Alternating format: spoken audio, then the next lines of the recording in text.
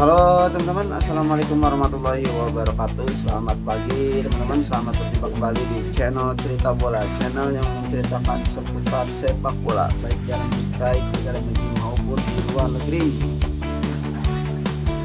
Timnas Garuda datang ke Sydney Football Stadium, Australia dengan persiapan matang. Dan skuad timnas Australia dihadang dengan banyak sekali badai cedera.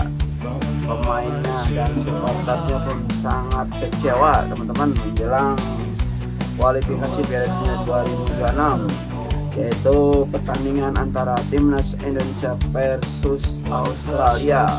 Oke teman-teman, sebelum kita bahas penjelasannya, jangan lupa di like, komen, dan subscribe channel ini, channel baru, channel yang membutuhkan perkembangan. Oke teman-teman, inilah penjelasannya.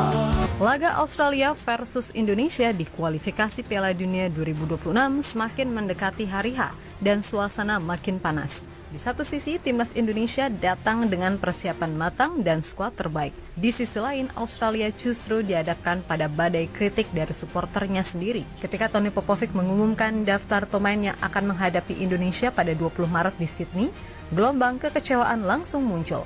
Dua penyerang yang dinilai bisa merepotkan Indonesia, Nestori Irankunda dan Noah Botik, justru tak dipanggil. Ditambah lagi, 11 pemain utama Australia absen karena cedera. Sementara itu, Patrick Kluivert membawa skuad terbaiknya dengan persiapan strategi yang sudah matang. Garuda datang dengan percaya diri tinggi, mengincar poin penting untuk menjaga asa lolos ke Piala Dunia. Tanya itu, dukungan untuk timnas Indonesia di Sydney juga tak main-main. Ribuan supporter dari komunitas Garuda Australia siap memerahkan stadion. Bahkan koreografi dan long march sudah dipersiapkan untuk menciptakan atmosfer panas di Sydney Football Stadium. Lantas, seperti apakah keadaan kedua tim sekarang ini? Mari kita bahas lengkapnya di video ini. Pengumuman skuad timnas Australia untuk menghadapi Indonesia dan China langsung memicu kemarahan fans. Dua penyerang potensial, Nestori Irankunda dan Noah Botik, tidak dipanggil oleh pelatih Tony Popovic. Padahal Irankunda yang saat ini bermain di FC Grasshopper setelah dipinjamkan dari Bayern Munich sedang dalam performa impresif dengan 3 assist dari 9 pertandingan. Noah Botik pun tampil ganas sebagai top skor sementara A-League dengan 10 gol dan 4 assist. Tanpa Irankunda dan Botik, kami ingin lolos Piala Dunia, tulis akun @jab.watson di unggahan Instagram resmi timnas Australia @socceroos. Tak cukup dengan absennya dua penyerang tajam, Australia juga kehilangan 11 pemain utama akibat cedera. Nama-nama besar seperti Harry Souttar, pemain Sheffield United, sekaligus bek termahal Australia senilai 8 juta euro, Jordan Boss, bek kiri dengan nilai 2 juta euro, Alessandro Circati, bek muda berbakat yang bermain di Parma, Riley McGree, gelandang kreatif andalan Socceroos. Selain itu, nama-nama seperti Cameron Devlin, Thomas Deng, dan Callum Elder juga harus absen, membuat lini pertahanan dan tengah Australia jauh dari kata ideal. Hal ini tentu jadi pukulan telak bagi Australia, mengingat mereka harus menghadapi Indonesia yang datang dengan skuad terkuatnya. Setidaknya terdapat 6 pemain yang menjadi starting saat lawan Indonesia di laga pertama harus absen. Kehilangan banyak pemain inti membuat nilai pasar skuad Australia menurun drastis. Berdasarkan data Transfermarkt, total nilai pasar skuad Australia hanya 25,5 juta euro atau setara dengan 434,8 miliar rupiah.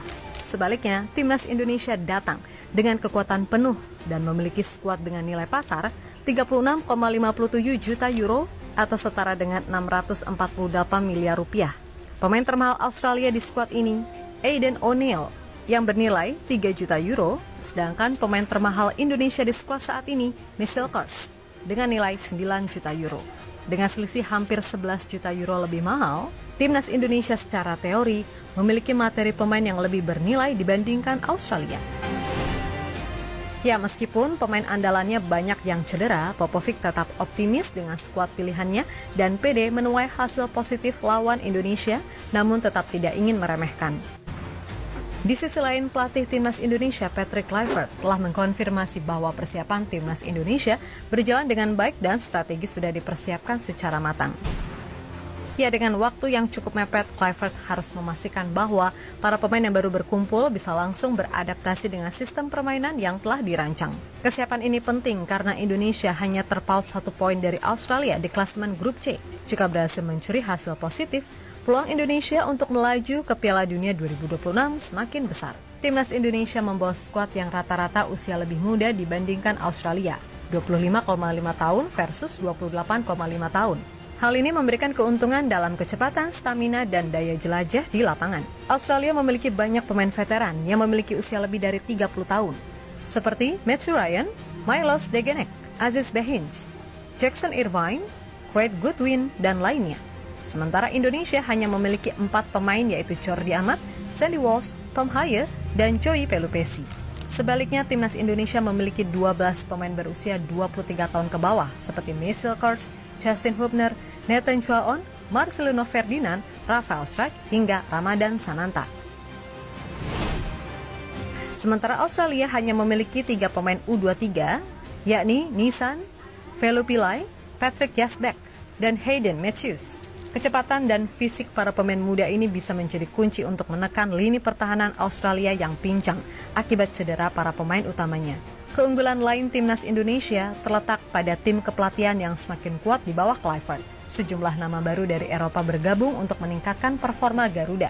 Rombongan yang baru hadir diantaranya Quentin Jacoba, pelatih fisik, Leo Ajlet, dan Chelsea Ten Uver, fisioterapis, Jordi Kluitenberg, video analis, Bram Verbruggen, dan Reggie Blinker, tim developer. Selain itu, salah satu asisten lokal, Sofi Imam Faisal, mantan pelatih fisik timnas U17, juga resmi bergabung untuk memastikan kondisi fisik pemain tetap prima. Kini susunan pelatih timnas Indonesia sudah lengkap, dan dengan program latihan yang tepat, Indonesia siap tampil bugar dan agresif saat menghadapi Australia. Laga Australia versus Indonesia di Sydney Football Stadium dipastikan tidak akan sepi dari dukungan Garuda. Ribuan supporter Indonesia dari komunitas Garuda Australia siap membuat stadion berubah menjadi kandang sendiri. Garuda Australia telah merancang koreografi khusus di tribun B8, B7, dan B6 untuk membuat atmosfer pertandingan semakin membara. Bisa berubah jadi Gelora Bung Karno Mini.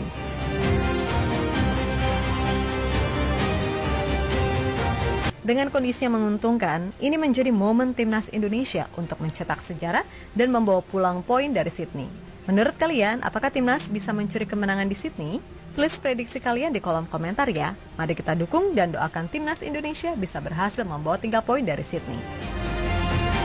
Oke teman-teman, itulah penjelasan atau pembahasan tentang timnas Indonesia versus Australia, yang dimana banyak sekali pemain-pemain timnas Australia dilanda cedera, sehingga timnas Indonesia sangat diuntungkan ketika melawan Australia, dan mudah-mudahan dapat 3 poin di kandang Australia teman-teman, sehingga kita dapat memanfaatkan badai cedera yang dilanda oleh timnas Australia. Oke teman-teman, jangan lupa di like, komen, dan subscribe channel ini karena channel ini membutuhkan perkembangan serta di share sebanyak-banyaknya.